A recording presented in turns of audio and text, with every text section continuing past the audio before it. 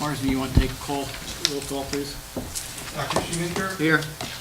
Mrs. Gaines? Here. Mrs. Boland? Here. Dr. Flowers? Present. Mr. Leary? Yeah. Mr. Phelan? Here. Dr. Power? Here. Pledge allegiance, please. I pledge allegiance Allegiance to the flag of the United States of America and to the republic for which it stands, one nation, under God, indivisible, with liberty and justice for all.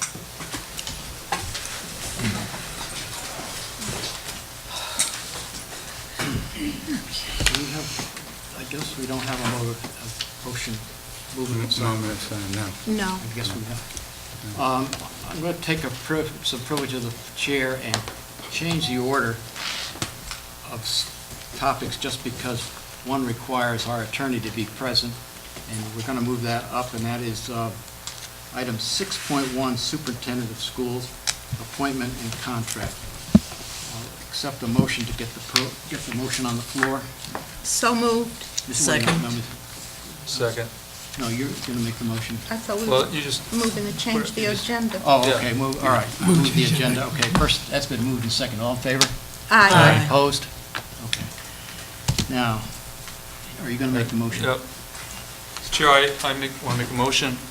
I move that we ratify a prior vote of the school committee whereby the chairman was authorized to extend an offer of employment as superintendent to Colleen B. Germain, subject to agreement on a satisfactory contract. Is there a second? Second. Any discussion on the item? Mr. Chairman, Yes. I will be supporting the appointment of her as I did prior, but I'm a little concerned that we put the, expression over and over, the cart before the horse. We hired her, we appointed her, or we're going to appoint her, and then we decided to develop a contract. I think that's doing things backwards. We should have contracts ready and prepared to discuss personally. I know during the process, I asked Ken DiBenedictis, who ran it for us numerous times, where the contracts. And in the end, we had one contract to view, to compare to. So I obviously will support her as a candidate, but we have a separate vote on the contract. I'll discuss that. Other comments? Yeah, Mr. Chairman, I think that we did, in fact, do exactly that we did, as with this motion speaks to, that we did authorize you to extend a contract, and then we were contemplating that there would be a second phase of that. That would be, once the contract was put together, that we would have the opportunity to vote on that, which I believe is going to come before you tonight also. Seeing no further hands, all in favor of the motion? Aye.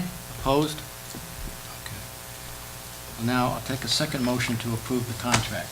Mr. Chairman, I move that the chairman be authorized to tender a contract as approved by the school committee and its legal counsel for employment as superintendent to Colleen B. Germain, and upon execution of same by Colleen B. Germain, the chairman is authorized to sign said contract. Second. Okay, it's open for discussion. Mr. Chairman? Chair? Yeah, Mr. Well, Hill. for one, can we make sure that the adjustments that were discussed earlier are in the contract so we can, whatever case may be, so The it's, approval by the committee on that would incorporate those modifications. okay, I wasn't sure if tonight was the final thing. The other thing is, I'm going to be voting against this contract because I think it's too generous. Right now, the city manager just got an increase to $140,000, and we're going to be starting her off at $155,000, and I think that's awful high. I see it's great to have her, but I think we're setting a precedent that we're going to be just making the job, it's just going to increase the cost year after year, and the next superintendent's going to be even higher than that. Any other comments? Mr. Chairman? Mr. Leary? I will also not be supporting the contract for a few reasons. Number one, I'm a strong believer in all contracts should be viewed by the public before being approved.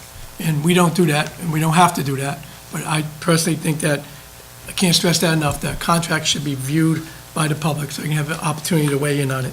Number two, her contract, always, every contract with superintendent, some reason you have, some place you have to draw the line, and I'm always willing to draw the line, that superintendents can walk out and her contract gave 0 days, mostly 30 days. And if the new school committees don't want them, you end up doing something like this for a year contract, paying somebody $177,000. So the same way in her contract, she could come here and leave in a year, but 2 years now, we might want to go in another direction, and we'd have to buy her out at a phenomenal cost like this. So I think it's all weighed toward the superintendents and not weighed toward the taxpayers. So that always bothers me in contracts in general. And three, I think we're jumping this contract. She's not coming here to January, 4 months from now.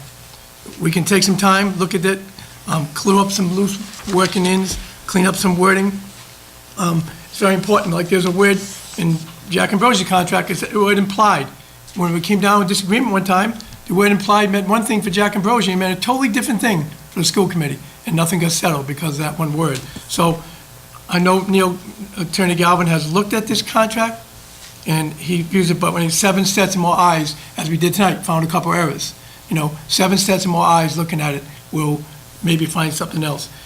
And finally, I did a comparison. Everybody says Dr. Ambrosia's contract is too lucrative, okay? And I'm not saying it's not. Let me be clear, I'm not saying it's not. Thank you, But Bobby. his salary is $172. I did all the constant things first, and then I did the variables next. His salary is $172 after 8 years. Hers is gonna be $155. Blue Cross, Jack's is 0. Hers is gonna be either $15,000 or $2,500 in the buyback. She's gonna choose the buyback at this point, that's what we're hearing, okay? Mileage, Jack gets paid 0 around town, and he gets paid the federal government rate of 56 cents or 55 point, whatever it is, cents per out-of-district miles. She's gonna get $2,500 in mileage. Coursework, Jack gets paid 0 for coursework. She's getting paid $5,000 for coursework. When you just take those constants, Jack is 172, and hers is either 165 or higher than Jack's if she takes the Blue Cross.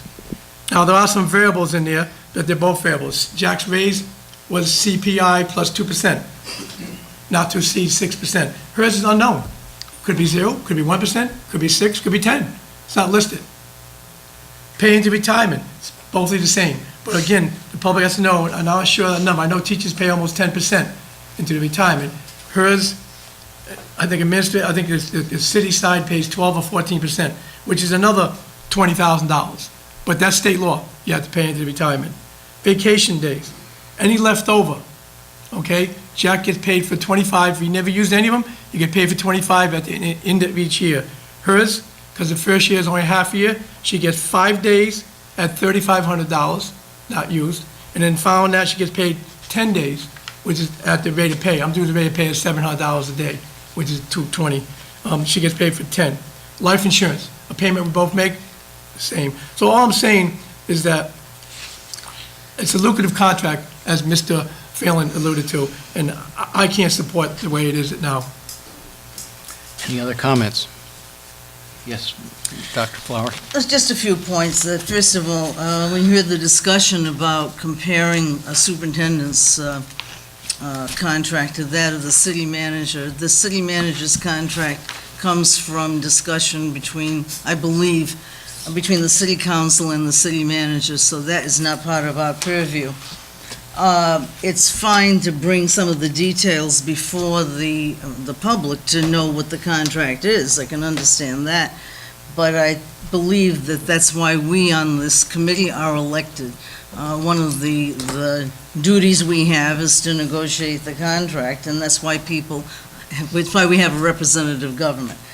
Next, we want to get the best possible person, or persons, as far as faculty, staff, and everyone, and of course, the superintendent is our educational leader.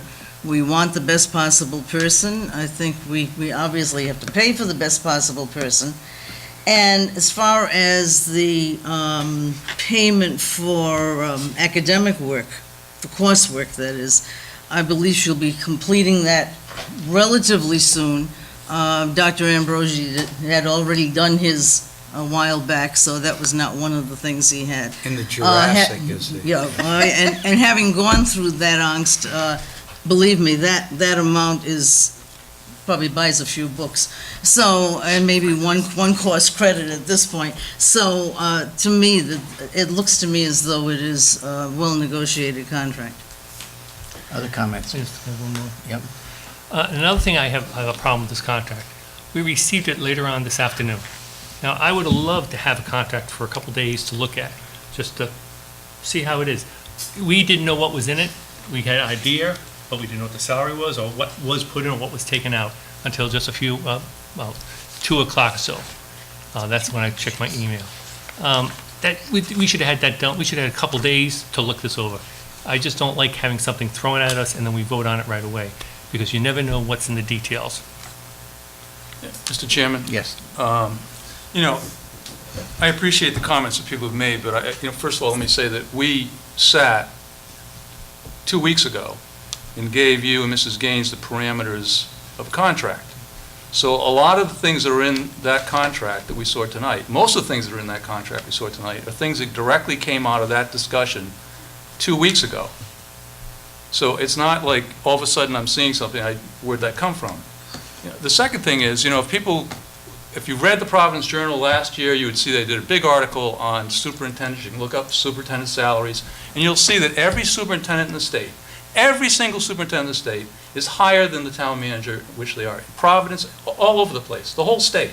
So it's not that all of a sudden Newport decided that we're going to pay somebody more. The superintendent of Newport has traditionally always had a higher salary than the city manager. That's nothing new. Listen, if that's unsatisfactory, the city council can change the city manager's salary and pay the city manager more than the superintendent, if that's what they feel they want to do. If they want to be, the groundbreakers, then they can do that. But I think that, what we have put out here and what we put out when we advertised the job, it was clear. Here's the salary range from here to here. If you change that salary range, you want to bring it lower, you had a different pool of candidates. So, you get the candidate pool based on what you're offering. You have to give some things for people to want to come here. It's not, everybody says, well, you can come to Newport. We all know that Newport has pluses and minuses. It has strengths and weaknesses. It's not a panacea. So I think that, given what we have and given what we've been able to do, I think that, we've done a good job in negotiating a contract with the superintendent. One of the costs that Mr. Leary talked about with the educational cost, that's going to go away. That's not going to be a constant in that contract. It's only there for a period of time. It's about $3,000 over 3 years, and that goes away. So that cost drops down. If, in fact, the person, is going to take one of the health care options, not the other, then it's going to be substantially less than what Dr. Ambrosi is getting. Mrs. Gaines? When Dr. Shoemaker and I were charged to negotiate this contract, we had a salary range of 140 to 155. Our first offer was 150, and the counter offer was 150. Why not 155? I couldn't give her a good reason as to why not 155. The educational benefit, where she is now, she gets total reimbursement.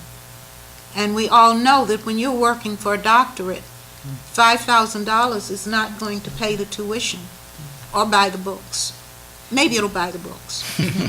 But, so it wasn't simply sitting down and handing over everything. We talked, we exchanged views on some language here, and we came to an agreement. And I think we came to a good one. I was not ready to fight over $5,000 in salary and lose a top-notch individual for superintendent. Thank you. Yes, Mrs. Bowen? And wasn't it not pointed out earlier that overall she took a cut in coming to Yes. Newport? I think that's important to know, that that had to be part of her decision-making process, that when you add it all up, that it was overall a cut.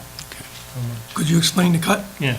Her benefits Her for benefit Social package. Security Social are hard Security. to calculate, but she will no longer get that because we don't offer it. And that over the life Well, of the baby. if you're going to state the facts, make sure you clear them up, because she didn't have it, not many towns and cities pay into Social Security, because the cities have to match it. Well, So she has Providence had it does, before. but Little Compton doesn't, Portsmouth doesn't, and Tiverton, the other 3 schools she worked for, do not pay Social Security. So she's only been in Providence for a year or 2. She also had a history with Social Security before she went into education. So, You know, I think Mrs. Bowl, Sharon, I think Mrs. Bowl makes a very good point. You know, every candidate comes from a different perspective. We had people who are potentially going to come here from the Midwest, there's going to be moving costs, other kinds of things they'd have. You have no idea what they would have been negotiating with you. It might have been much higher than this. They might have said, well, or they would have backed out.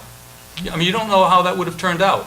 But we're here today, and I think it's an excellent point. You know, somebody's coming from Providence, where Providence has a bunch of things that they put into their contracts with benefits to their administrators. I haven't gone up there and added that up, but it's very possible that that's much higher than what she's going to get here. I don't know what that is. Do you know what Well, she's making Mr. in Providence? I call the vote. Yeah, Mr. Chairman, this will be your last comment. Yeah, how many comments can we make, Mr. Galvin, while you're here? Is there a rule on how many comments you can make? You set the rule, Two, is it two? yes. I'll give you one more Okay, shot. I'm just disappointed she's not here tonight. We didn't, She's- she will be here after the vote. Okay, I'm going to call the vote then, yes. Now, I lost my entire train of thought. All right, I did have. Only people my age do that, you know. Okay, we're good. I'm going to call for the vote. All in favor? Aye. Opposed? Nay. Okay. Yes, we're going to invite Mrs. Germain to come to the latter half of the meeting. Well, it's been a long journey for Mrs. Gaines and myself. I got to tell you, we have struggled.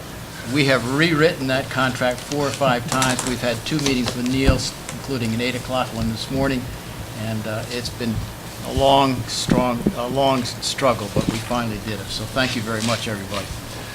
So we'll go back to the agenda as printed, and we'll ask for public comment.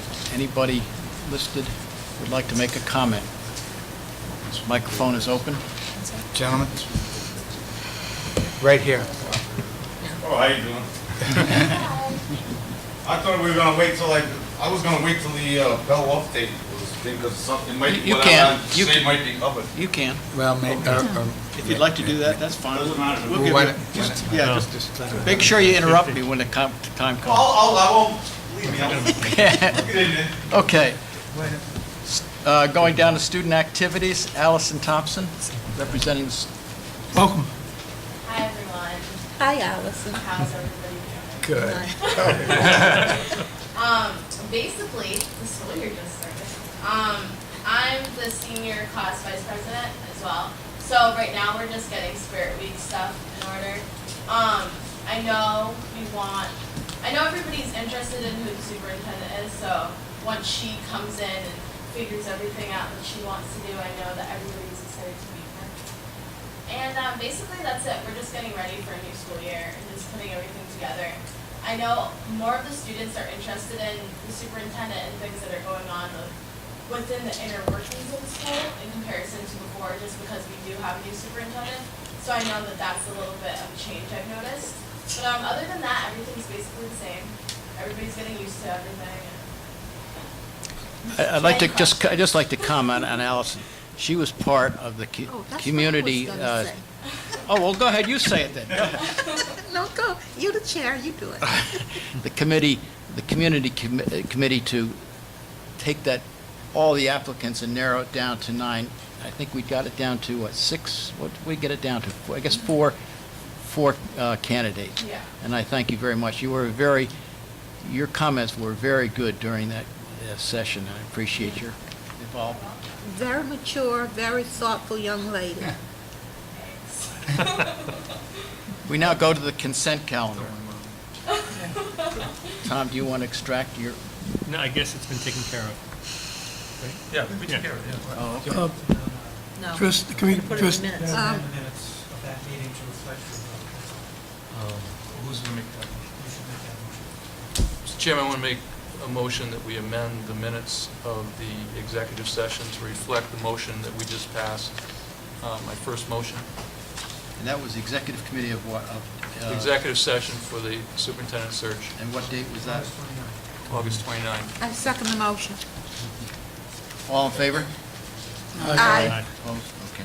Now we go to the consent calendar. Anybody want to extract any items? 5.2 personnel? Okay.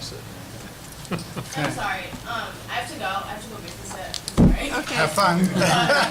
I was here. Thank you guys so much. Night, Allison. Okay, I'll take a second on the consent. I need a motion and a second on the consent calendar. I move the the consent calendar minus those items that were extracted. 5.2. Okay, is there a second? Second. All in favor of the consent calendar? Aye. Now we go to personnel items. I just want to make sure that everyone got the update on the personnel items, which added a callback for a kindergarten teacher. I sent it out this afternoon or whenever I found out about it because my administrative assistant was out today. Who is the person? Megan McCauley.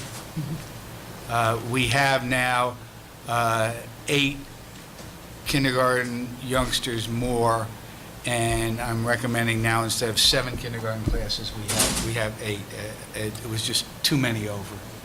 So that's what I'm recommending. So you have enough room there, there's Yes. space for another room? Yeah, And that kindergarten class is already set up. Okay, so they are pulling some out from the others? They will have to do that, yes, if I get authorization from the school committee to Yeah, call it back seemed this that they- individual. some of them were. You know, we waited until now, and obviously, we had a number of kindergarten kids come in. I think we're now up to 170 based upon this afternoon. Earlier, we were at 168, and 161 was the maximum for seven teachers, so I'm recommending. How soon do you plan to have that open then? As soon as you let me know, we'll start to move on it. Okay, I never, ever, ever second-guess school committee action, so I waited to. I'll take a second on that recommendation. Okay. Any further discussion on the item? Yes. Mr. Chairman, I will not be supporting that. I'm a little confused, Dr. Ambrosi. I know we're 8 kids over in that one, and we have 8 kindergarten classes. I think it should be the purview. I know it's the contract, but we've done it in the past, that you could be able to put 1 kid in each class to save it.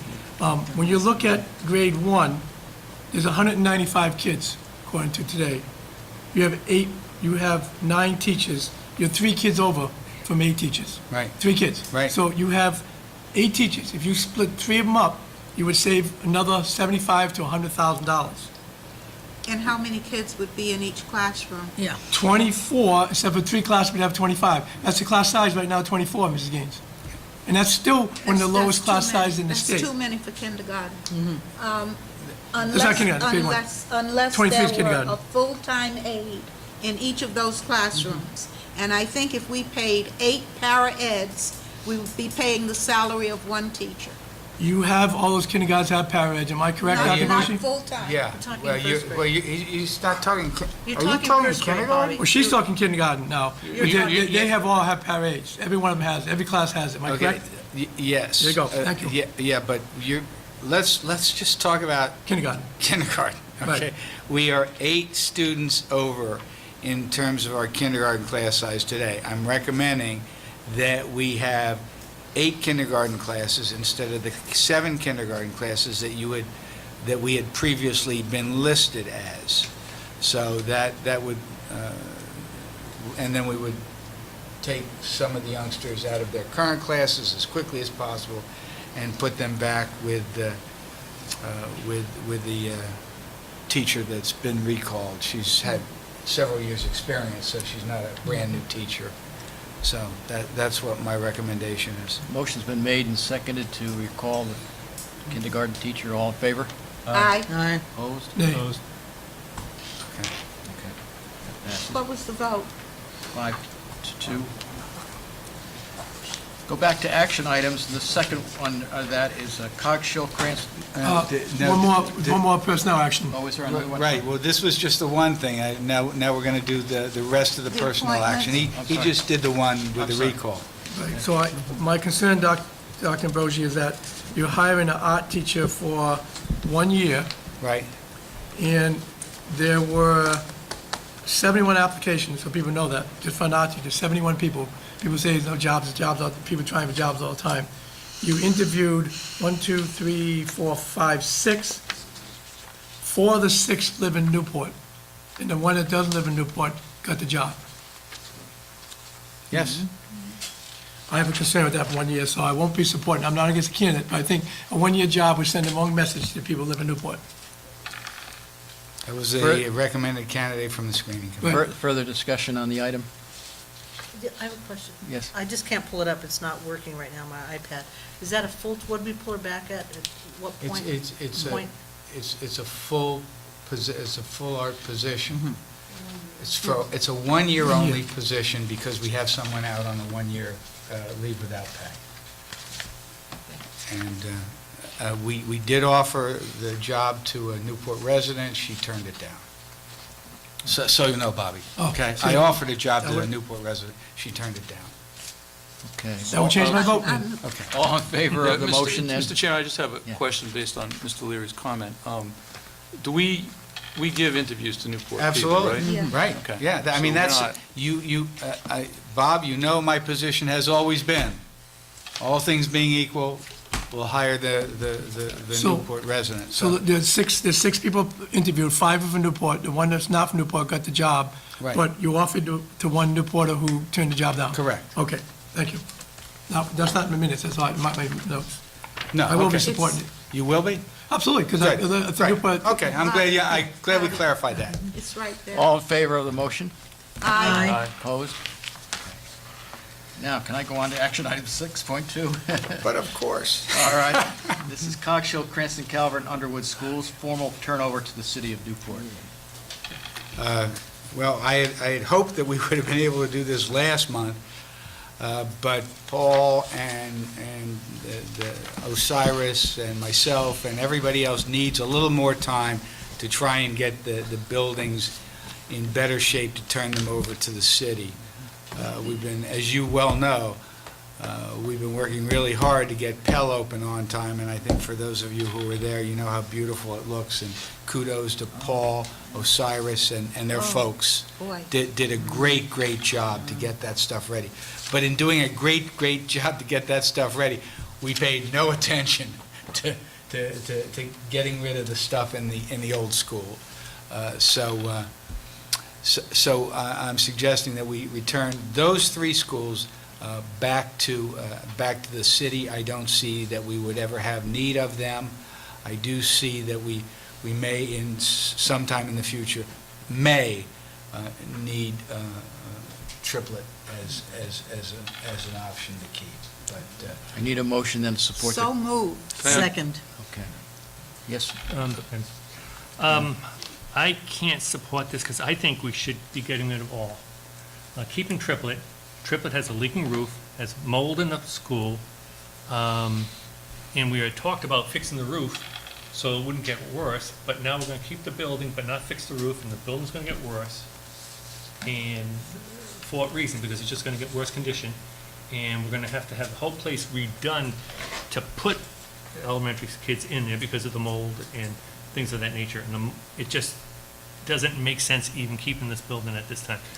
I'm not saying that it's not just an insurance policy for the district. I am saying it's an insurance policy for the district just in case. What happens if they pass the law to have universal pre-K? It has been passed. Right. What if we have a spike in enrollment?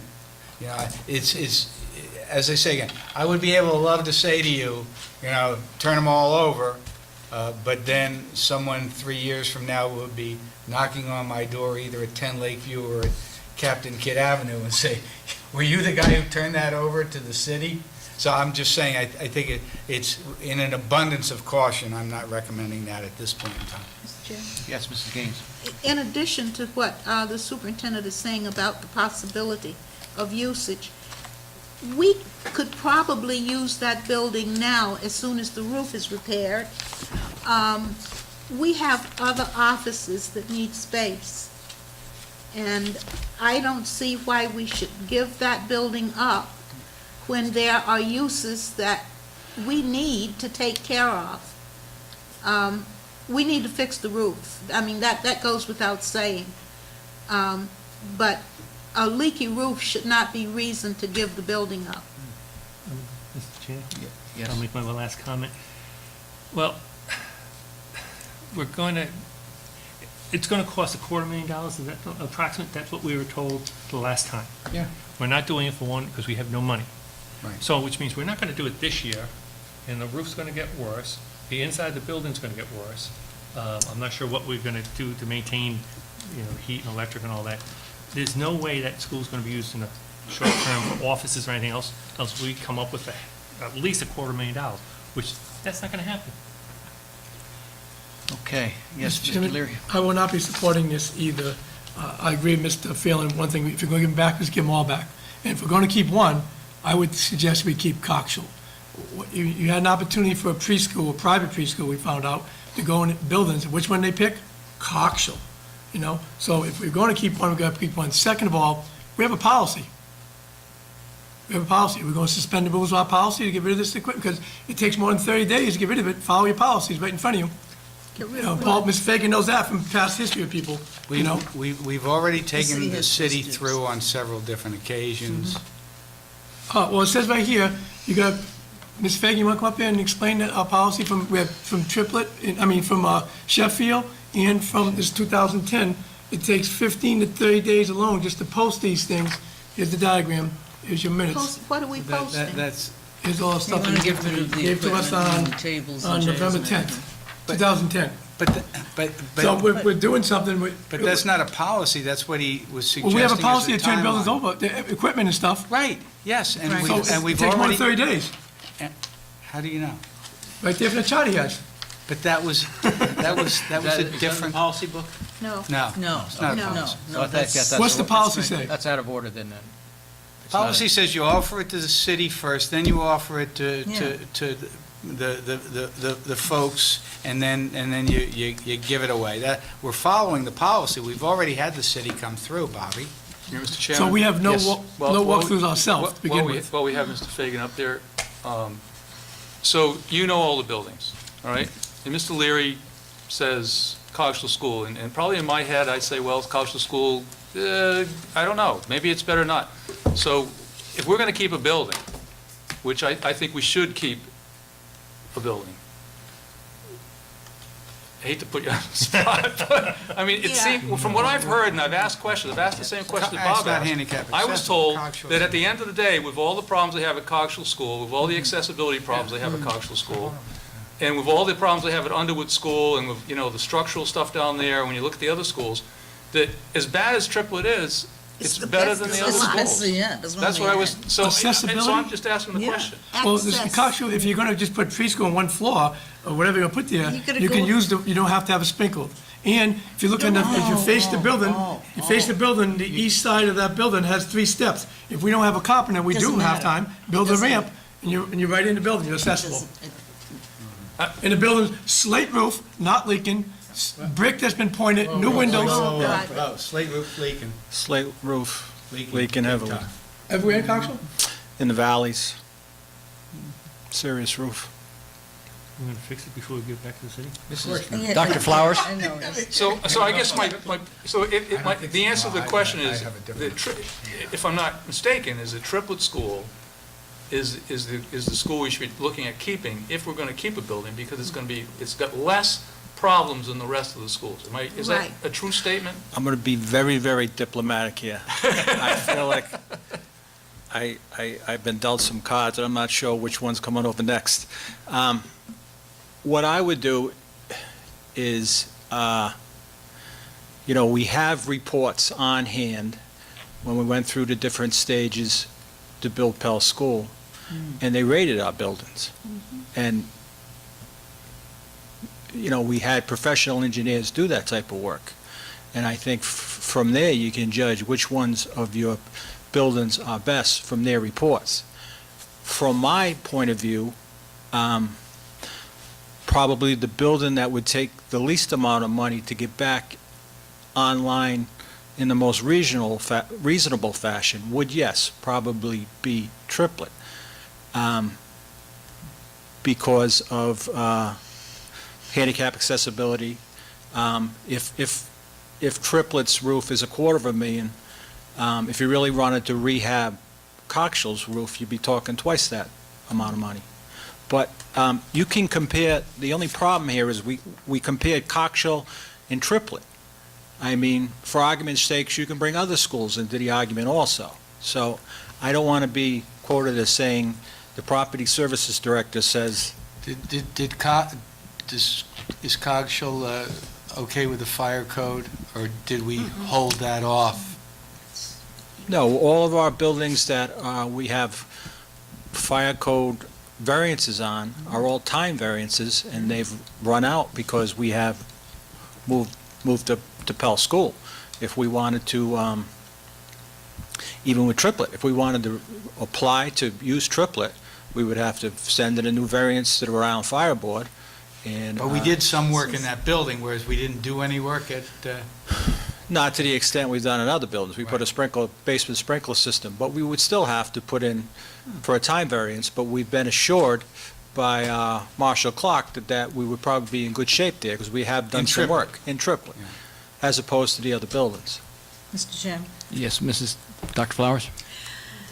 About a year ago, it seemed to me we were talking about the same thing, that you could keep the kids in the buildings while Pell was being built, and it was the variances that you had to go for. We kind of held our breath, hoping we could keep those buildings open for that purpose, knowing that the finishing up of Pell was, well, pretty imminent at that point. The reason why we've gone through all this, the reason why the state got involved and all this building was put together, is because those three buildings are just not, they weren't even worth trying to fix up. I mean, it seems to me time is being wasted even looking at this particular. Say if you say you want to hold on to another one, or the fact that maybe we should get rid of triplet too, that is parallel right now. We should get these turned over, I think, as soon as possible. It's too bad we have to wait until October 1st. If someone else wants to move, I don't care if it's a school or a business or whatever, let that entity take care and gut it and bring everything up to code. Turn it over to the city and really let them worry about it. Yes. Okay, I have a couple concerns. Thank you. One of them is, I know that when we had kind of a debacle when Sheffield happened. Yeah, and so, in order to avoid that, I think it's really important that we make sure we've gone through those schools and make sure there's no supplies left. I know that at Cogshell, the PTO left a brand-new whiteboard attached to the wall that's never been used. And I would just hope that that could be used at the high school. I mean, that was like a $4,000 investment. Is that off the wall yet, do you know? Osiris? no. Did you I know would say about no, that? it's not. No, okay. So anyway, that's something that, I just hope that somebody goes through there with a fine-tooth comb. I personally, so that some of these things don't get left. I'm not going to stand up here as property service director and tell you that on the day we decide, if it is October 1, to return these buildings to the city, that they will be empty of equipment. Right, now, They will not. We had talked to them about being able to get back in there after we turn them over, Bobby, to get other stuff out. We Correct. made it clear to them. We'll follow the policy, but in terms of, in terms of insurance, in terms of all those things, we want to turn it over. I'm okay with that then, but, so getting back into the building. But I just want to make sure that all those things, he didn't even know there was a whiteboard. I can tell you, on the third floor at Cogshell, there are two of the most incredible basketball hoops, that are up there that are, stationary, but that they could maybe be used. I just hope that we let principals, I'll tell you, when I talked to Bill Riccio, because I talked to him about repurposing the bike racks for the city, and I said to have him contact you about this, because I'm on the bike commission here in Newport. And he said, to tell you the honest truth, when we came through, we couldn't get a clear picture in those schools of what was going to the new school and what was staying. He said definitely we should go back through them and get a feel for them, because it was very difficult to make those kind of calls on things. So I just want to make sure that we purpose everything that's in there that's possible. And if some teachers need some extra cabinets, there are some incredibly well-built wood ones that are there that we might want to reconsider. I know at some point. I've got, if we bring all the crappy stuff I into know. the new school, I'm not a fan. Okay, but I'm just saying, whatever, but maybe they can be used. Got a $30 million building. Maybe they can be used at the high school, and maybe we need to make sure the high school goes through there and we make sure that, because some of that wood furniture is built so well, it'll be here for the next 100 Very early years. in the process, we brought the high school principal through the buildings and had him choose what he wanted Right. for furnishings. Very early in the process in the I mean, summer. we've done our due diligence. Now, if Mr. Ricchio wants to come back again, that's fine. He can come back tomorrow or the next day. And when these buildings are turned over to the city, they're in ownership of the possessions of those buildings. It's up to them. If, their departments go through and they find a desk that we're not using and they're going to use in their department, so be it. Okay, so my other issue is, I mean, as a school, we're going to leave this then up to the city. Let's just say that there's, obviously Martin Luther King Center is a perfect opportunity for those two basketball, or maybe the Boys and Girls Club. Does that then become the city's, purview? That's the next step. I mean, the city needs to take what the city wants. And then, It would be yeah. up to the school committee then to give other things to other But organizations. can we Why do should- that once we've given it up? Do you think that's, a proper order of how we're doing this? May I talk about Yeah. Policies, a little different. the whole issue around turning the buildings over is that the city needs some kind of statement. They are marketing these buildings, even though the date will say that they have ownership of the building, they can do what they need to do. But that shouldn't prevent us from being able to access the building. We've already talked about that, Okay. haven't we, Paul? We I mean, we'll have access to the building. I need a date certain to be able Yeah, to tell them, because they keep saying, well, when are you going to turn the buildings back over? You look at the policy, though. They do it. Yeah, it's for right, us. yeah, it's here. I'd like to call the motion. Well, before we do that, Yeah. Mr. Leary, what do you think is in that policy that prohibits us from doing that? Well, Mr. Fagan, why don't you go back and review the history of what we've had passed? No, wait a minute. No, No. you can do it quickly. Well, first the city gets it. Then we see if we can It's right over here. sell it to people, okay? It's right here. Well, then use, and we doing- then after we see if we could sell it to people, then we can ask give it? other, It's right here in the other policy. Yeah, charitable- it's right here. isn't that it, Mrs. Yeah, Dr. it says Flowers? here, yeah, it says here, City first. any of this is, unusable, the superintendent shall contact the city manager. Right. The city has the right of first refusal. Correct. And then you can dispose of remaining items, or if they have a resale value, Right. by selling to the highest bidder. So Right. you- 7,200, So, 7,200. Right. say if teachers, someone wants to use something that is really, really good. Right. Then you can do that, yeah, Right, and it's then all reasonable And then attempts. anything left over, Yeah, if, some church yeah. organization wants it, then we. I think this should be walked through by teachers, walked through by a lot of people before we Yeah, turn this over. And I firmly believe, as Mr. Phelan does, it should be all of them if we're going to do it. If we're going to keep one, making the wrong decision, that's the wrong one to keep. I'm going to move, Think of we've all accessibility. had several comments. I think it's time to call the Dr. motion. Yeah, Schrager, call the I have one other motion. question. There's the white building in the front and then the triplet school. The white building in the front is now being used by someone else. $1 a month we get red. Right, well, so my question is, are we able to give that also back to the city? So what we would have left is the triplet school and not the white building in the front? Give me some time to take a look at that and see whether or not they're one parcel. I do not know that answer to that question. As you know, the school committee in its generosity has leased for $1 a month the ALA. white building for the Aquidneck Island Planning Commission, I think. Yeah. And then some of EPCAP's folks from the COSI have been there. So, that's always a Okay, possibility. I have one more question. So I just want to make sure we have this clear then.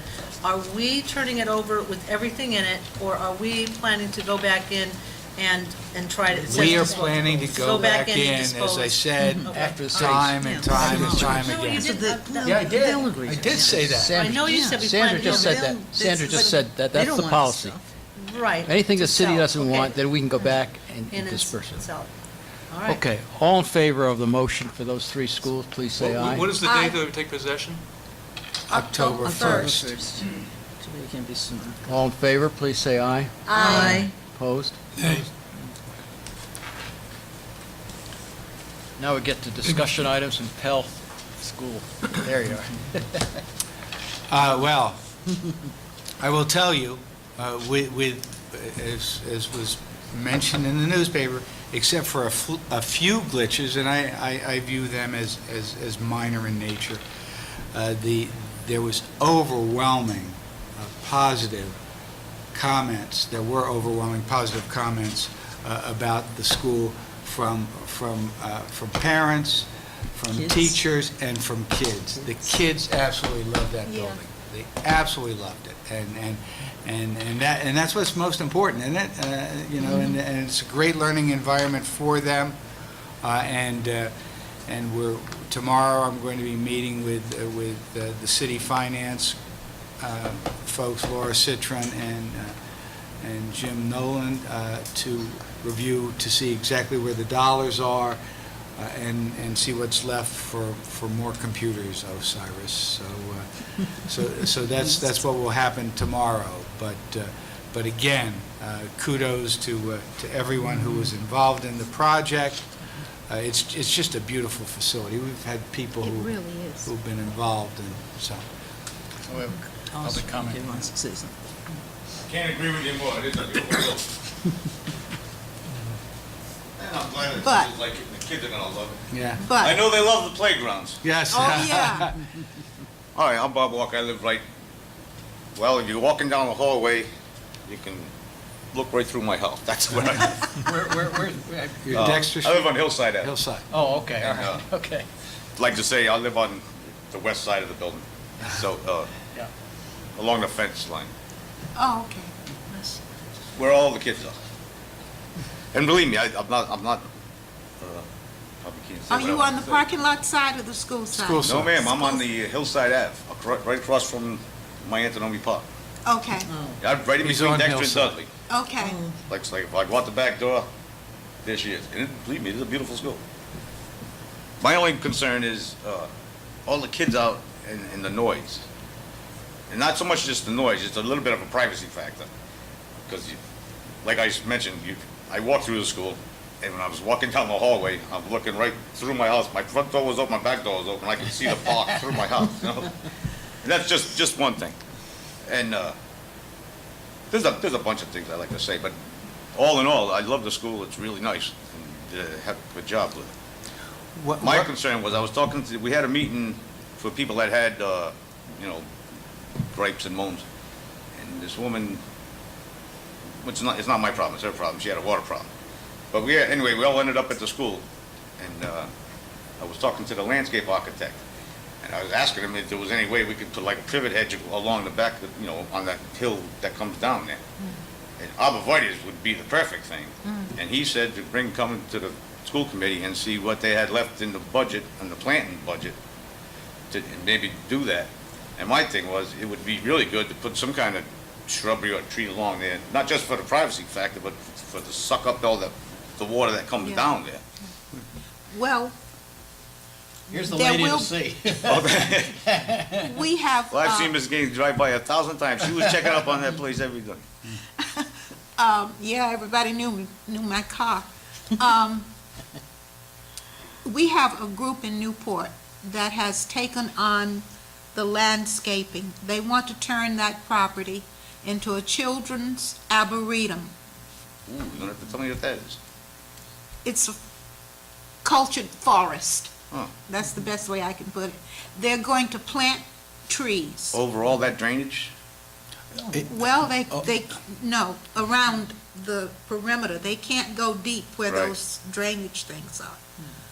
But they could put shrubbery that doesn't have too much root system. That's what I was But thinking. I like- don't know what they're going to put in there, but we can mention that to them. I actually I was going to talk about that. Yeah. I had a meeting with them today Oh, at Pell good. School. Lily Dick and Scott Wheeler and the folks from the Tree Society. It's an exciting endeavor, and it will also, they had talked about, having some trees that would be a sound and visual barrier Right. for the neighbors. So that's been discussed already. So stay tuned. I will also bring that up again to them as being an issue that. Yeah. But in the meantime, Well, if people are using that playground after dark, making noise, call the police. Well, I don't want to do that. Well, Yeah, that's the no, only way yeah. to The control kids. it. Yeah. No, By the no, way- these No, are we're talking- grown-ups that I've seen over Well, there yeah, at that's, night.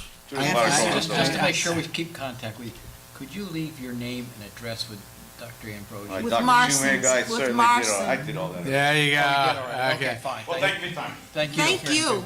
Oh, just one other thing, simple thing, you know that sign that they put out with the schools open? Are they gonna leave that there? The flashing light? Yeah.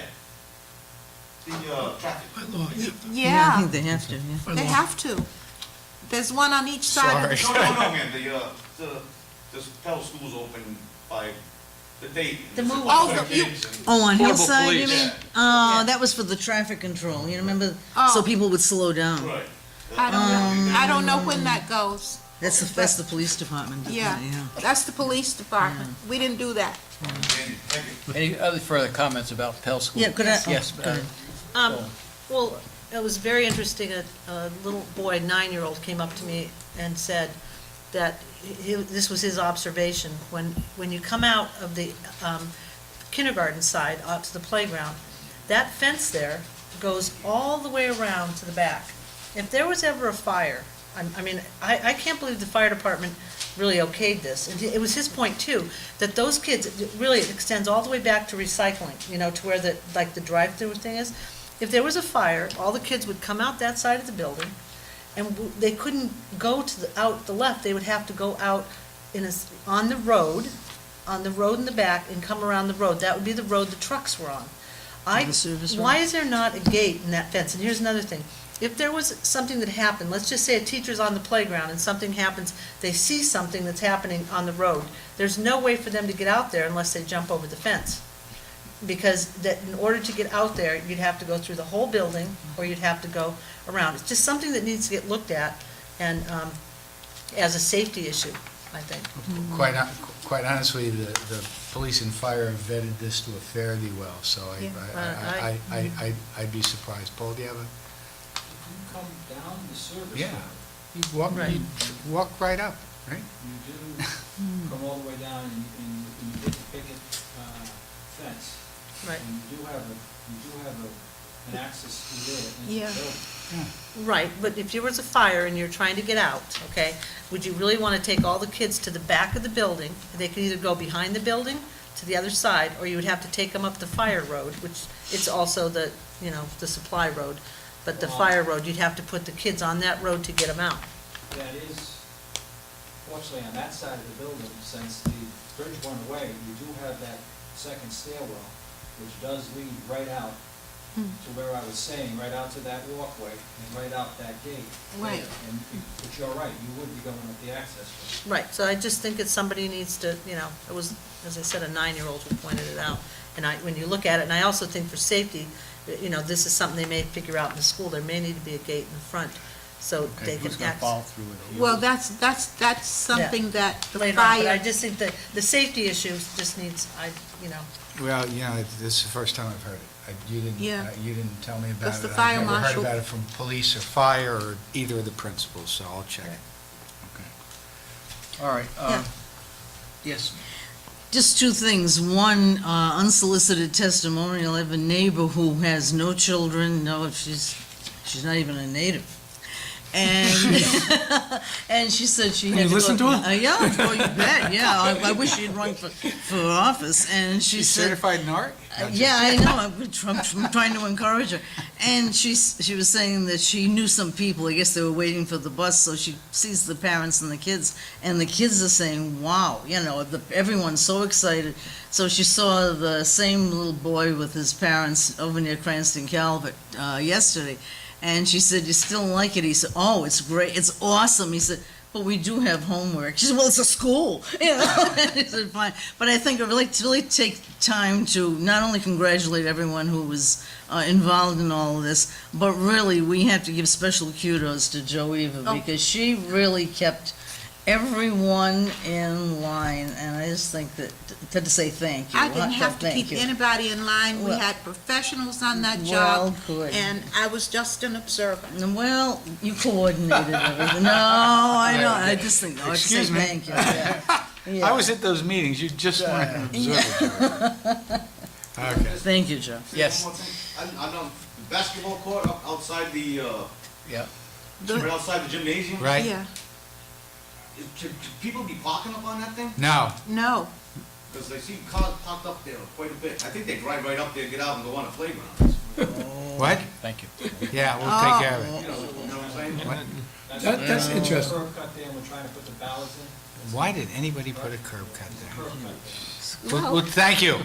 We'll take care of that one. You need Okay, that- I you want need to go that on. curb cut I to want to move fire the agenda, engines. get Oh, this. maybe that's it, Joe. So, the schedule. let me, that's a very good point.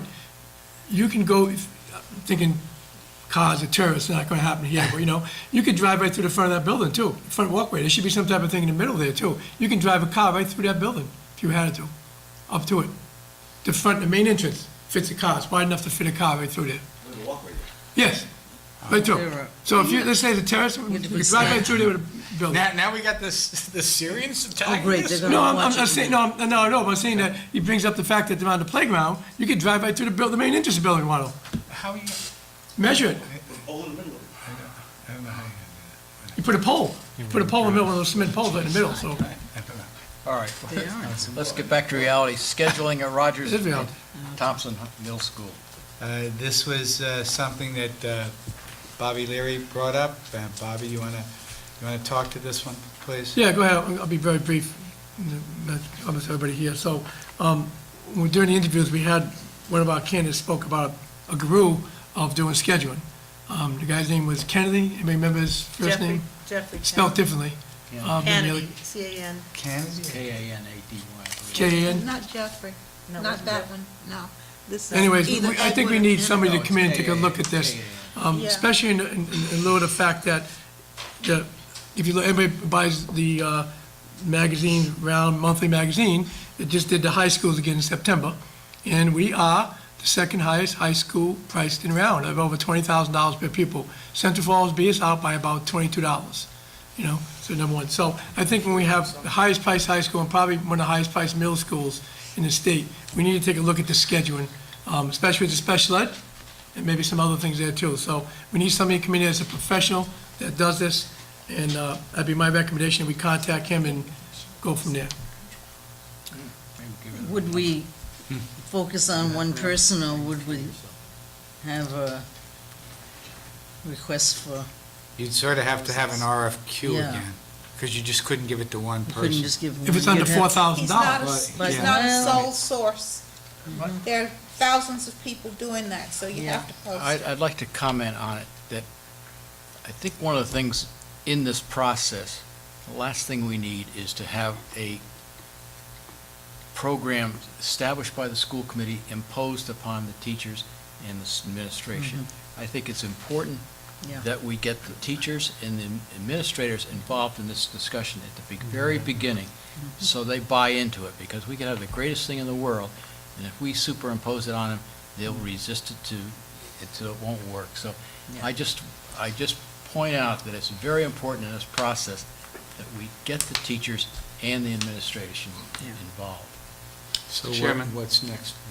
Chairman, I agree with Mr. Leary, though. I think that we should be providing a resource like we heard in the interview process to the district to take a look at, some of our scheduling. I mean, I think that's a critical issue. There's certainly questions about, we get whether or not we're doing an efficient job with that. And I think that we're either going to get an answer of, yes, we do an efficient job, or we're going to get an answer that we could do things better. I mean, I certainly think we should look at it. I'm not in any way, shape, or form proposing we're going to inflict something on the teachers, leave the administration out. But there are people that, for their life's work, they do certain things, and they go lots of places, and they see lots of things, and they can bring things to a place like Newport and give us ideas we've never thought about before that could be very helpful to us. And I think that we should be open to that idea. I'm not talking about imposing things. I'm not talking about leaving people out of conversations. But I am saying, that I think that there are people out there that have those kind of expertise. I know that I look at some things from my own perspective, and I have questions about whether we're doing things as effective as we can. And I mean, but there may be things that have happened or changed that I don't know about. Well, I'm not opposed to having somebody come. All I'm saying is, I'd like to sit down with Jamie and find out what his concerns are, and I'd like to sit down with the people at the high Who school, needs this? see what their concerns. identify the problem before we bring the person in. Because we don't understand the problem, and I don't understand the problem completely at this point. I don't think I'll appreciate what this consultant's going to provide to us. That's all I'm saying. And I have no objection to bringing in an outside person, but I just think we have to bring in our own people first, identify what the problem is, Yeah. then we bring in the consultant, so it's well-defined as to what the problem is, and he can address that and not address a lot of other things which aren't as. Well, I would think we need somebody from the outside strongly. Nobody's saying we're against that. I'm saying. It should be a needs It's assessment. got to be together with them. Yeah. Well, I'd like to go off an RFQ for this, to make, to do this. Well, let's. So, Mr. Galvin was here, I can look up in policy while you're talking, I think I make the motion right now to do that, even though it's on it's action, as long as he can do it. You can't So I will make the motion to go out RFQ for scheduling. It's not on the agenda for action. I think you can do it as long as it's discussed in It's the under on the rules. discussion items. So if I'm wrong, let Neil correct it and Put it come on the back. next He's not here. So I'll make the motion while it's there, because we can do it when discussing, so I'm gonna jump into things, just like you can amend the rules of your policy, I want to do it. So I'll make the motion that we contact, someone go out for scheduling through an RFQ on the outside. Mr. Second? Mr. Chairman? Yeah. I very possibly would support Mr. Leary. I'm not ready to do that at this moment, but I would like a little bit of time to work out some of the issues, because, like I said, I heard with him, that there is a particular consultant. I'm not looking for any consultant who happens to be the lowest bidder. Right. I'm looking to, if it's going to be done, I want it to be a quality thing. I want it to be done by somebody that has some pretty good expertise. So I don't want to just throw something out there, somebody comes back to the lowest bidder, we have to take them, we get a report, we get the report back, and then we go, you know what, this is not worth the money, the money we spent on it. I don't want to do that. I want to be careful about how we approach this topic. So I don't want to be unsupportive, but I'm not at that point. Ms. Bowen?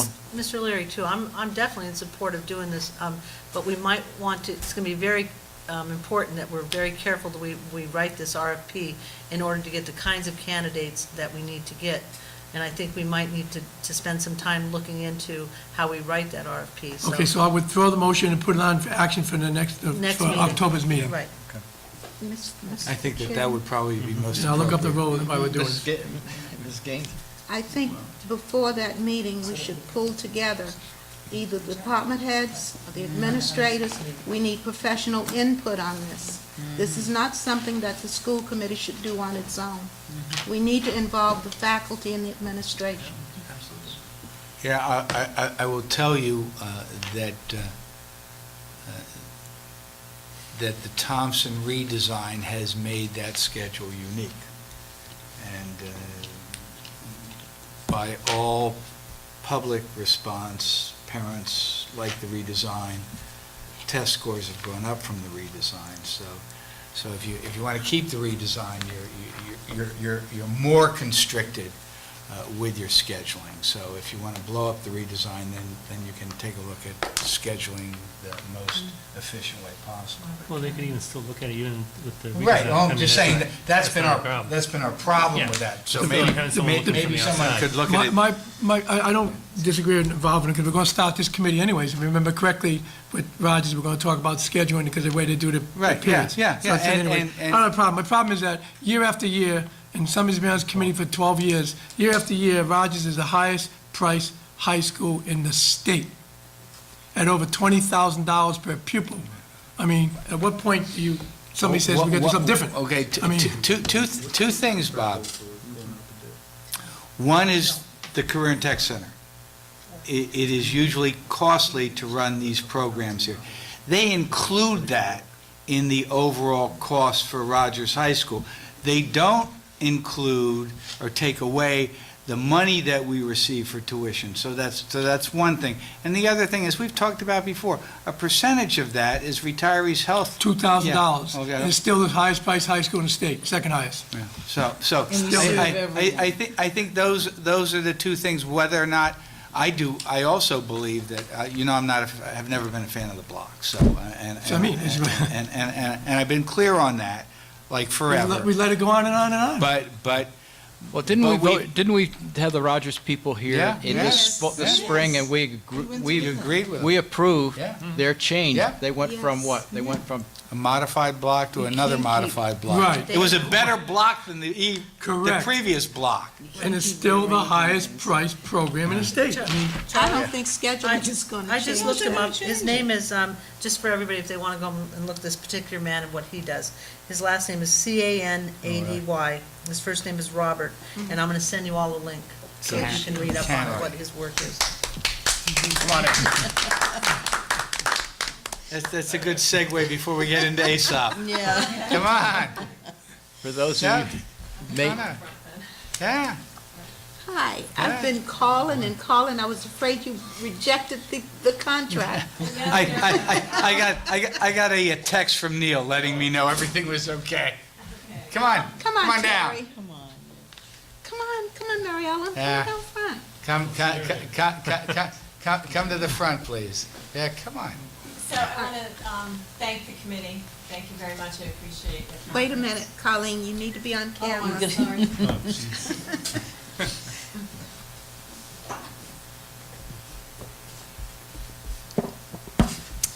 Good evening. My name's Colleen Germain. From what I understand, I am now the next Newport superintendent, and I want to thank the committee, and I want to thank everyone for your support. I have a coverage problem with my telephone, and my cell phone does not always work appropriately where I live, and I was just informed that the vote has already taken place, so I want to thank everyone for that, and I look forward to the next years here in Newport. please introduce your family. Okay, I'm very fortunate. My parents are here this evening with me, as well as my brother and sister-in-laws, and I'd like to introduce Mary Ellen and Terry Burns, my parents.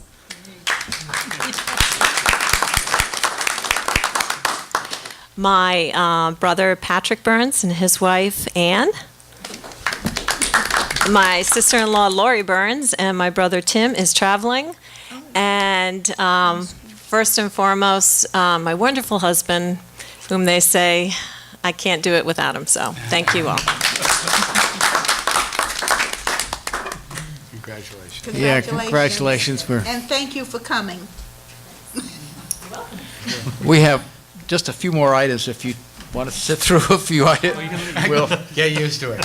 Okay, the next item on the agenda is, Mr. Leary had some questions about ASOP and what ASOP can do for you. So our Director of Human Resources is Fran Ames, and she will be giving us a presentation with regard to what ASOP I don't know. It's our substitute and staff reporting document. It's a computerized system wherein people call in, or email in or something, and let people know that they're not going to be here, and then substitutes are linked up with the ASOP people. I usually have either Fran or Wendy do it for me, so I'm not sure how it Before works. Fran starts, when you talk about ESOP and what it means, I'm looking at somebody who I had heard of, and we were talking about computers, and Jack mentioned Osiris. And I thought Osiris was a program, a computer, until he showed up at a meeting. So is ESOP a person or a program? A program.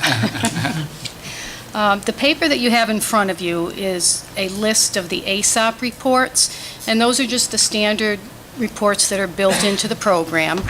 I didn't include any of the specific substitute reports. I didn't think they were really needed for tonight. Before I go on, I do want to point out that on that list, 2 of those reports cannot be run. We can't run the absence reconciliation report, and we can't run the absence reason balance details. And the reason for that is when we implemented ASOP, I think in 2009, the beginning of the school year, it did not interface with our payroll system, which is Lawson. So ASOP does not track the buckets of leave. That's done in Lawson. so we can't do any reporting on leave balances. It's also not interfaced with Lawson, with the general ledger, so we can't do absence reconciliation with the budget. So we are limited in those two areas. The list of reports is pretty self-explanatory, but there's also a piece in ASOP to write customized reports. And we did do that when we implemented ASOP. Because it doesn't interface with Lawson, we had to customize a report to where we could pull the data every 2 weeks, the absence data, pull it into a report, throw it into Excel, and then import it over into Lawson, and then run all of the leave extractions and deductions. So we do have that, those couple pieces that we don't have access to. Since that first implementation and the customized reports, we have not done a lot of customizing. I'm sure we can, if the need arises, if the request arises. But just built into the system, as you can see from that list, is it's pretty extensive. The first report is the daily report, which is your typical daily report. It lists the people who are out, what school, half day, full day, that type of thing. The second report is absent approval status, and that just lists whether absences are approved or denied. The absentee report is very similar to the daily report, except you can run ranges of dates. It's not just for one day. It's not a snapshot picture. Unfilled absences, it's exactly what it says it is. It lists the employee, the school, that the absence went unfilled. Absence monthly summary is a summary of the whole month, and it's not employee-specific. What that lists is the fill rate. That lists how many absences were filled and how many went unfilled. And I have to say, we do really well with ASOP. Absence advance notice is the lead and the fill time. It tells you when somebody called in their absence and how long it took to fill it. Day of week absence analysis we use to see if there's patterns with absences, whether it's a district pattern or an employee pattern. The typical pattern, Monday, Friday absences, that type of thing. We do use that frequently. Absence reason percentages, that's another report that's not employee-specific. It's done either on the district level or on the school level. Absence reasons by school, another report that's not employee-specific. It just lists the reasons and how many absences. Substitute sign-in is simply a sign-in sheet that the schools can print out for their substitutes every morning, so when they get to the office, they can sign in. Absence feedback provides substitute performance ratings. I believe the teachers are able to go in and rate the subs, so we know who the top subs are and who the requested and preferred subs are. Absence interactive is another report that's not employee-specific, but it does provide a lot of information. Absence interactive is actually a data download. You can pull data out of the system and download it and put into an Excel spreadsheet and then manipulate it from there. Canceled and closed absences are employee and sub-specific. They list the absences, the employee, whether it's been canceled or already closed. And we can run perfect attendance reports. We can run those according to our needs, whether we want to see if people haven't taken a sick day, if they haven't taken a personal day, or we can filter those down as needed. And the last 5 reports listed there are simple lists. The first one, as I said before, we cannot run. The second one is simply an employee register report, and it just gives a listing of our active and inactive employees. The next one is fulfillment skills, and that tracks our substitutes. It tracks the teachers and the paraeducators, because teachers need to be certified, paraeducators need to be certified, so we have to make sure they're certified coming in the door. Multi-school employees, if we ran a report on that, it would list itinerants. And then the very last report, multi-school vacancy profiles. If we have a vacancy open and we're filling it with a sub, and if it's split between two schools, that's the type of position that will list. Bobby, you're the one who raised. Yeah, thank you, Dr. Chairman. So I spent some time, as your file going along, and I investigate everything.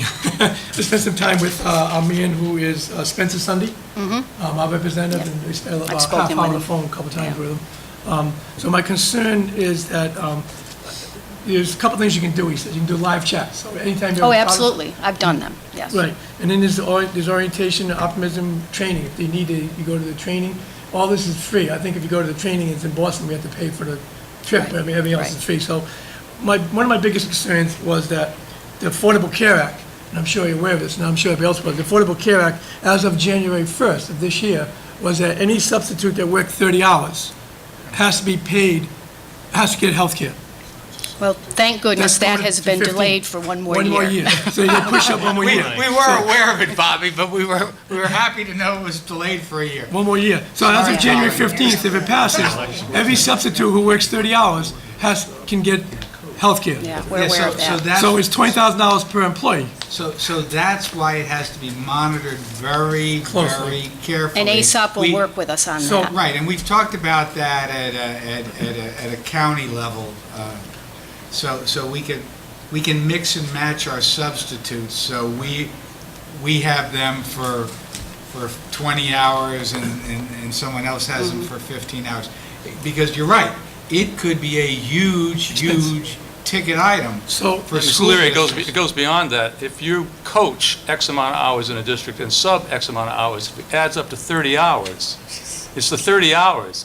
Whatever you're doing in the district, if you put in 30 hours, that's the fee. So it's not just being a substitute teacher. But And I it's don't know not how they're limited to gonna the do district, coaching. it's the whole city. So it can also involve city employees if they're coaching. so my concern is we have a $500,000 line item for teachers, for absentees. Some are out 90 days, some are out 0 days. I have a real concern with that. I want to see a weekly report from you, who's out every week and when they're out, so I can look at it. And I want them to know that I'm looking at that.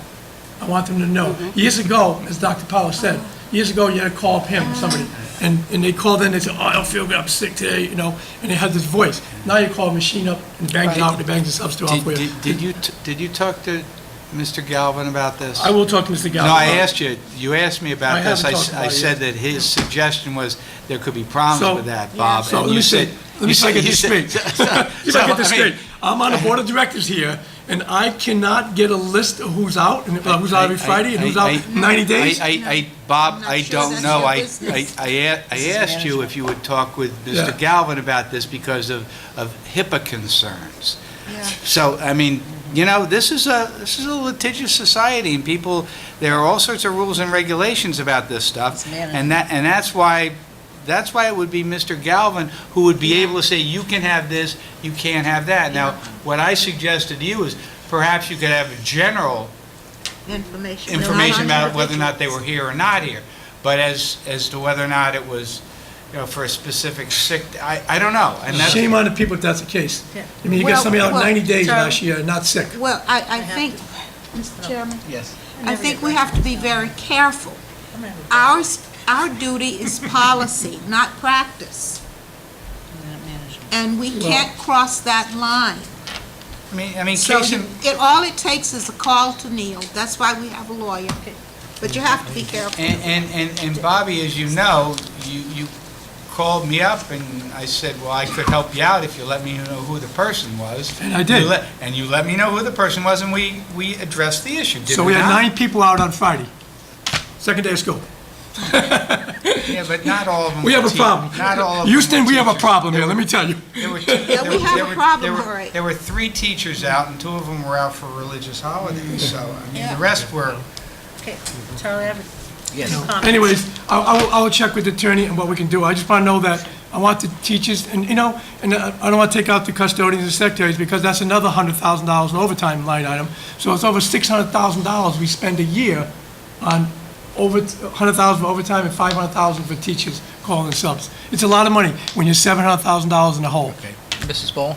One, I would suggest that maybe, Bobby, if there weren't names attached to those absentees, it might be legal, to do. just- Oh, absolutely, we could do What- that. what good would that do? But he Well, wants, so he that wants to know. Yeah, What good so would that do? So that the administrators So- can address it. So you're fine with that teacher being out in 90 days? No, Okay, thank you. no.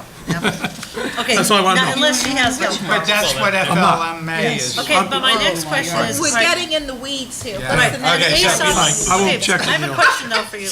The ASOPs, like with board docs, there's different levels of board docs. We're at the lowest level of board docs, which provides a minimum. And the more you get into a system, the more you say, wow, I wish I could access this, right? And so I'm already thinking that we might want to go a step higher on the board docs, because I find myself frustrated when I can't, because this is all my paperwork. I don't have hard copies anymore, okay? With ASOPs, are there two levels of ASOPs where you Oh, could? there's more than two levels. We all have different So we user could levels. eventually, if we found the need, when we get into this and we get very comfortable with this first level, maybe we want to look into, ASOP Gold? yes. No, because I won't What's that cost? ask you I what don't those know. services are, but I just So- think that But then might he's got be a something we question. need to No, I look talked to Mr. Mrs. Chairman? Spencer, she can Yes. do that. Chairman? Yeah. Board No, docs. to Board docs. Mr. Leary's point, though, a long time ago, way back when I was in Bristol, which is 1,000 years ago, we used to monitor the attendance of the staff, and we knew what the average absentee rate was. And when people went over the average absentee rate, we would send them something saying, you've gone over the district average for absenteeism. Now, we weren't saying that they did anything wrong, but what it did tell people was that we were watching the absentee rate, and some of the people, when they get that kind of notice, go, oh, and they slow it down. So, I mean, there are some things you can do subtly that let people know that you're watching that, and let them know that, here's the average. The average is 8 days a year, 5 days a year. You've now exceeded the district average, or you've doubled the district average. Obviously, some people have medical issues or health issues that would do that, but on the other hand, you have some people that kind of plan on taking a certain amount of days, and if you point that out to them, and you slow that down, that does add up to a lot of dollars saved.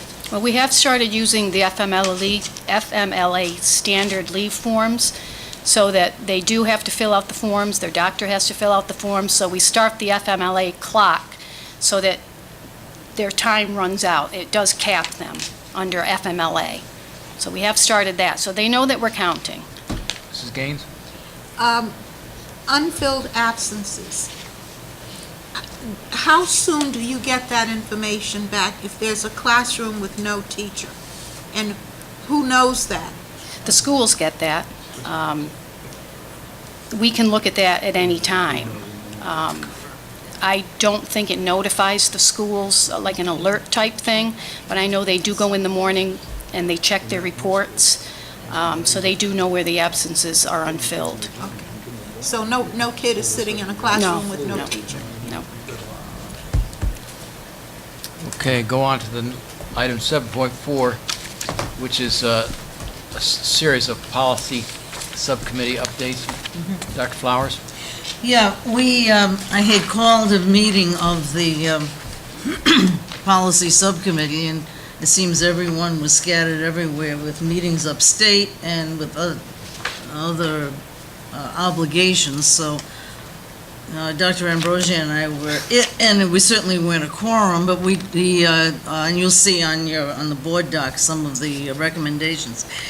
Some of the use of school buildings, when you go through, you'll see, it was just some editing, because it used to be, for example, rentals or admission fees. This is for elementary school, so it's been changed to the Pell Elementary School auditorium, gymnasium, classroom, and so forth. And that's just that's just one part of it. The main concern and we're going to set up, maybe if we can't set up a time tonight, tomorrow I will contact everyone by email and expect a time at the end of the day from everyone when we're going to have a meeting. But is to the idea of using the school buildings, and I think we pretty much remember the unhappy situation this summer concerning a particular daycare center. While nothing of any consequence happened at the Coggeshall School that we have to be terribly concerned about, the fact that, and Mr. Leary had brought it up, the fact that we were not aware of this was a bit difficult, and also the fact that we just didn't have a handle on this. I had suggested a couple of changes, but again, that's something that we will look at as a subcommittee first. Also, I believe there was one more suggestion, if you just bear with me for a minute. It was the use of the school buildings, the waivers, and there was, I think another part was under the management of human capital, was the insertion of a sentence. Joe Weaver, you had given a suggestion for one of those. Dr. Flowers. Well, we'll have to advertise that as, for the agenda of that particular This meeting. has got to be passed by 3 readings, correct? Two. Two now? Oh, yeah, we're Okay. down to 2. So we can put it on the, we'll have our October. meeting, Yeah. put it on the agenda for the The next first regular reading. meeting, Good. for the first reading, any editing then, and then by November it should be all Policy. set. Thank you. Mr. Chairman. Yes, Mrs. Gaines? I don't know if it's appropriate to do this now, but this policy was put in effect in 2002. And I think since then, we have had 3 contracts with Council 94, where there have been increases in salary, and there has been no increase in the fees. I think it's time we looked at that. I don't want to price anybody out of using them, but I think we need to be realistic. It doesn't count the Council 94 fees. These are fees without the custodial fees. So whatever the custodial fees are for Council 94 are in addition to these flat fees, Joe. Yeah, it says, yeah, rates are determined by the contract. Above, between- it yeah. does not include custodian and maintenance services, which are minimum 4 hours required. Yeah. Okay. Yeah. So these don't include the custodial fees. So if they need a custodian for 4 hours. They each pay week- the going rate? Right. Yes. Yeah. Okay. Okay. The people who are Okay. renting, okay, yeah. So we don't need to touch? No, that, Okay. Not no. that. But it was, Okay. some of that was just updating, and I think it was like one word was changed and something. I still to- think it's a good buy. Oh, yeah. Oh, it is, it really is, Yeah. yeah, and it lists, it already has listed the groups that you could, That'll wait. maybe waived, yeah. Yeah. So what we'll do is, we'll set up a time, by tomorrow I should have the date, and Okay. then, Good. I'm going to move the program, We'll have that. move the agenda. so that'll be on the agenda for the So, next Mr. meeting. Chairman, just one thing in that policy, just make sure if it's a nonprofit, make sure they produce their 501c Well, copy of the letter. Yeah, right. Thank you. We have one major item left, just for those of you who are waiting. It's the reports from the superintendent and staff. The expenditure and revenue reports I received last night, I forwarded them at 7:30 this morning to the school committee. Did you notice that, Ms. Gaines? Yes, Okay? yes. And What, you I- want a I- pat on the back? well, yeah, because it was 7:30 in the morning. So at any rate, we're moving along. They've been shared with the, as they always are, with the city, because it's a matter of public record. I want to point that out once again. And we're going to be having a special meeting on September 30th to review the budget once again. By that point in time, we will know exactly what our cost will be for full-time and part-time permanent staff, stipended positions, what revenue we will have from NACTech, and what our out-of-district special education placement costs are. That gives us the best possible forecast for FY14. It's just a shame that our fiscal year doesn't coincide with this information, but obviously it doesn't. I just want to comment, we've had a lot of disagreement with the city. They say, well, why don't you have a budget June 30th?